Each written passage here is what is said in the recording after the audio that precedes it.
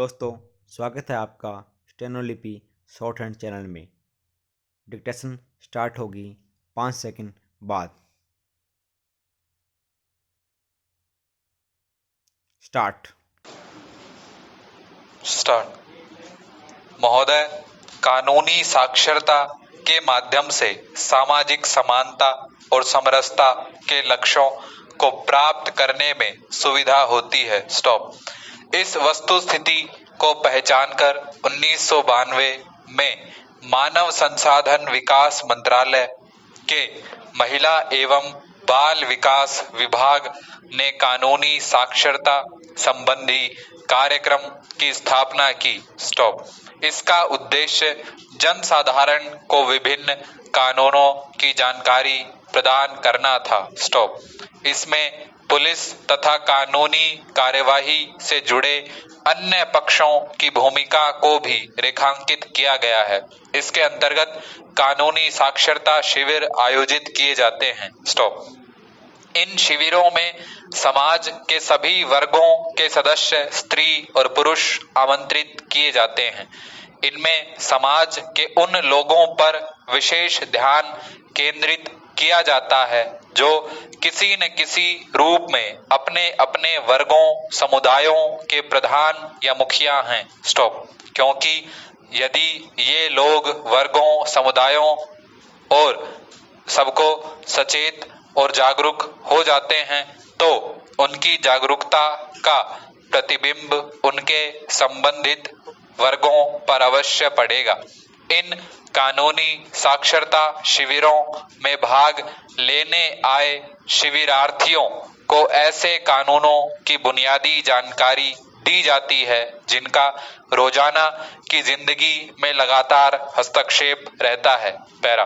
जनसाधारण को कानूनों की जानकारी देने के लिए बहुविध प्रणाली का कारगर उपयोग किया जाता है। शिविर में कानूनों के क्रियान्वयन की प्रक्रिया से संबंधी सभी पक्षों को आमंत्रित किया जाता है ताकि वे शिविरार्थियों के समक्ष कानूनों के विभिन्न पक्ष रख सकें। इन शिविरों में स्थानीय एवं सक्रिय सामाजिक कार्यकर्ताओं को भी बुलाया जाता है। शिविर की सबसे बड़ी विशेषता यह है कि कानूनों की जानकारी देने के लिए लोक माध्यमों का सार्थक उपयोग किया जाता है। इसमें लोकगीत, लोक नृत्य, स्वांग, तमाशा, नौटंकी, रास इत्यादि स्थानीय माध्यमों का इस ढंग से उपयोग किया जाता है कि आम आदमी की समझ में यह बात आ जाए कि कानून किस प्रकार उसके कवच का काम करता है। एक दिवसीय इस शिविर के लिए 25,000 रुपए तक की राशि प्रदान की जाती है। कानूनी साक्षरता शिविरों के लिए निर्धारित उद्देश्य इस प्रकार हैं: समानता की गारंटी देने वाले विभिन्न कानूनों तथा अन्याय और शोषण से महिलाओं को संरक्षण प्रदान करने एवं अन्याय की स्थिति में न्यायपालिका के उपयोग संबंधी जानकारी देना, कानूनी सहायता, जस्टिस, पुलिस स्टेशनों में महिला कोष्ठ, परिवार परामर्श केंद्र आदि सरकारी एवं गैर सरकारी समर्थक सेवाओं और कार्यक्रमों के संबंध में सूचना देना ताकि उन्हें कानूनी अधिकार मिल सके। महोदय, अब रहस्य से आवरण उठ रहा है। पूरी सरकार या सरकार के एक हिस्से में अब और अधिक खुलापन आ गया है। आपके गांव में प्रधानमंत्री, मुख्यमंत्री या अन्य ग्रामीण मंत्रीगण और विशेषकर विकास के लिए अब कई विधिका अधिकारी आए हैं। हर प्रकार से सरकार में अब खुलापन बढ़ा है। एक आम व्यक्ति को अपना काम करवाने के लिए क्या करना पड़ता है? जहां तक मैं जानता हूं, सबसे पहले उसे अंग्रेजी सीखनी होगी ही, क्योंकि अधिकांश नियम कानून अंग्रेजी में हैं और जो कि हिंदी में भी पढ़ने और उसके समझ नहीं आता है कि उसका क्या अर्थ है। पैरा, नियमों का यह अभी दौर समाप्त नहीं हुआ है, इसको बदलने की जरूरत है। स्टॉप। मामूली से मामूली आदमी को पता चले कि क्या उसको करना है, किसके पास जाना है, किसके पास प्रार्थना पत्र देना है, और थोड़ा बहुत पढ़ा लिखा होगा तो उसमें क्या लिखना है। स्टॉप। ऐसा नहीं हो कि वे कुछ लिखकर ले जाएं और वहां कहे अधिकारी कि यह तो नियम में नहीं बैठता, कोमा, न नियम में प्रार्थना पत्र बैठता है, तो दोनों अपनी अपनी जगह बैठ जाते हैं। स्टॉप। काम नहीं होता है। पैरा, यह सबसे बड़ी बात है जो प्रशिक्षुओं को समझाई जानी चाहिए कि उन्हें सब कठिनाइयों को जानने के बाद और उलझन में डालना चाहिए। स्टॉप।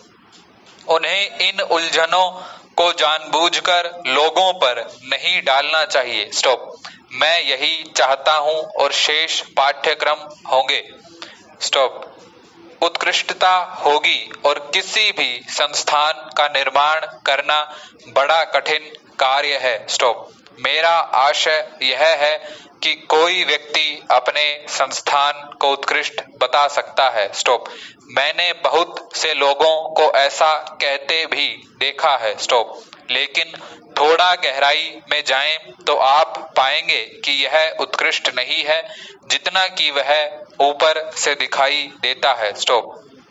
इसलिए इन चीजों के अतिरिक्त हम नियमों का सरलीकरण चाहते हैं, केवल कागजी ही नहीं बल्कि हम चाहते हैं कि लोग भी इन्हें समझें।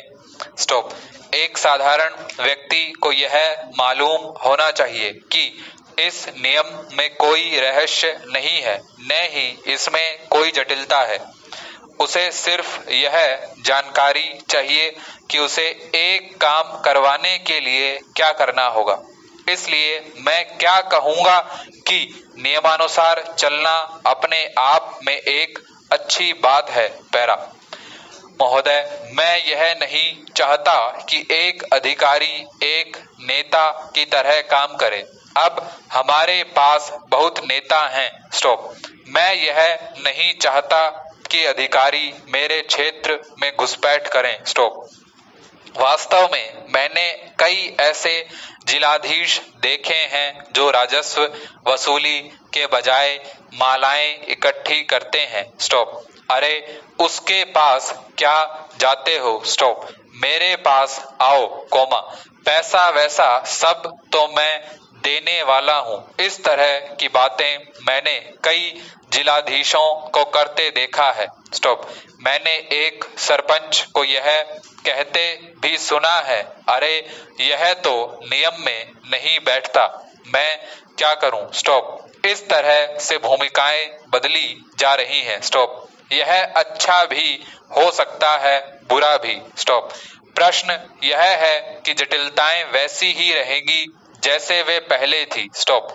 मेरे विचार में न तो अधिकारी को पूरी तरह से नियमों को तिलांजलि देकर एक किस्म का अधूरा नेता बनना चाहिए और न ही नेता को नियमों की जटिलताओं में इतना फंसना चाहिए कि वह स्वयं ही यह भूल जाए कि लोग क्या चाहते हैं और लोगों के लिए उसे क्या करना है। स्टॉप। इसलिए इन नियमों को एक दूसरे का पूरक होना चाहिए पर एक जैसा नहीं होना चाहिए। स्टॉप।